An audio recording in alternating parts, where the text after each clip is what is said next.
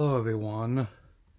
Well, as you can tell, I have now officially completed the assembly on this year's Jedi costume variants, and with that in mind, the Halloween festivities, which are less than 2 weeks away, have officially begun on here.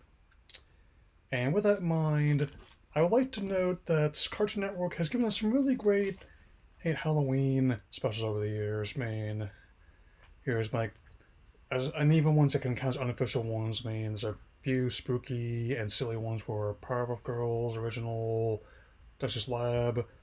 Especially they developed a liking for Ed and Eddie's Boo Ha Ha, in which their scheme is derailed by Ed having binged too many horror movies. He's and hilarity ensues. Who's Don't worry, nothing like that'll happen in my house. I've just now only queued up the last One Destination movie I haven't seen yet. And even a more recent time frame, we've had The Lights Over Garden Wall, which I've covered last year for its 10th anniversary. I'll be watching it again and this month. The regular show Terror Tales from the Park anthology, and What's Up Tonight, which I was contemplating before, and now, as a way to honor her, the recent passing of the late Kimberly Hébert Gregory, he is one I'll be addressing tonight. So let's talk about how it's Greg or the Creek's Trick or Creek and why I consider it to be a modern Cartoon Network Halloween classic.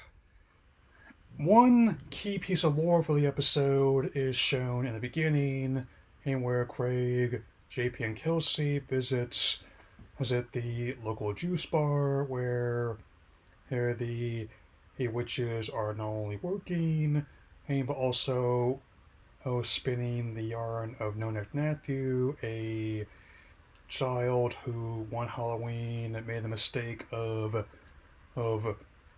eating too many pop rocks and drinking too much soda pop, as the urban legend often goes, so much that his head had popped up scanner style, though since it's a family show, how the details are far less gruesome.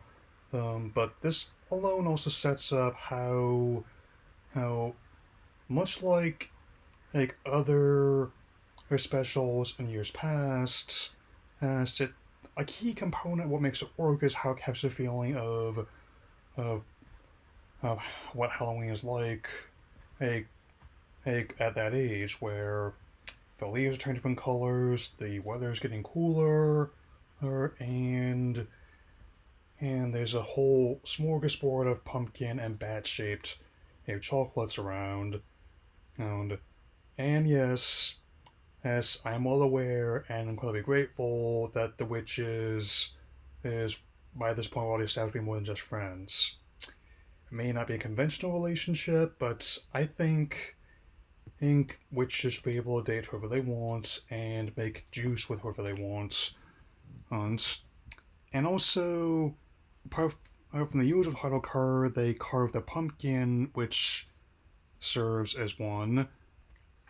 And as the children are putting the finishing touches on their costumes, with Craig going as Sly the Ferret, a Sonic Captain Airsats, who's his favorite video game character, her as it often is the central setup for the episode begins in earnest at the trading tree, where Kit is not only calling in everyone's tabs if they fail to come up with the sweets they need to pay their tabs off, they will quite literally have to take their business elsewhere. So even in this half-hour Halloween special, we have our basic needs for any good story of plot, stakes, and urgency. A, I mean, and also, people have their own legends about how No Neck Matthew, who, which again also ties into how many retellings of horror stories have progressed over the years. Here's heck, heck, whether it's like the gothic influence of a lot of classic novels of these monsters, or they're just trying to sell you quick service meals or high speed internet. It's always kind of interesting to see how different people will interpret different stories, like how he's yeah. So, using his cartography skills as well as data collected from past Halloween nights, Craig is able to map out the best routes to not only pay off their debts, but also to still have enough candy to last till Thanksgiving, and at least. But they still need one more person and to meet their quota. So, with some very adorable negotiating, they rope in and Craig's younger sister, or Jessica, who is going to be a doctor and the president and that night, which, given the current situation, I'll definitely, he will say, I'd be open to that in the future. Way more open into bringing back monarchy, I'll say that much. And while I'm on the subject, though, oh, we don't see Craig's older brother Bernard, who's implied to be working that night. I get to see him making his own cosplay to go with his parents, who are Steve Urkel from Family Matters and Get Your Freak on Air Missy Elliott, respectively. He, he, my common ones for him are Blade and Morpheus from the Matrix franchise. Definitely one of those nights where I still have that poster up. Yeah. With their mission and confirmed, they head off into the night. Eight, and with the siblings dressed in their costumes. Holmes, JP is a dinosaur, and Kelsey is her bird Mortimer, and her bird is her. Yep. I know that pets often take after their owners. There is an I'm inclined to agree with this line of thinking. And there's a nice little balance between the the wonder and the spookiness of that season as well. Oh, I mean, the atmosphere here of being out at night, for most of the episode's runtime, this being another 22-minute special as opposed to the usual 11-minute story that the show often had, is quite lovely, I would say. I also has neat scenes in the other costumes,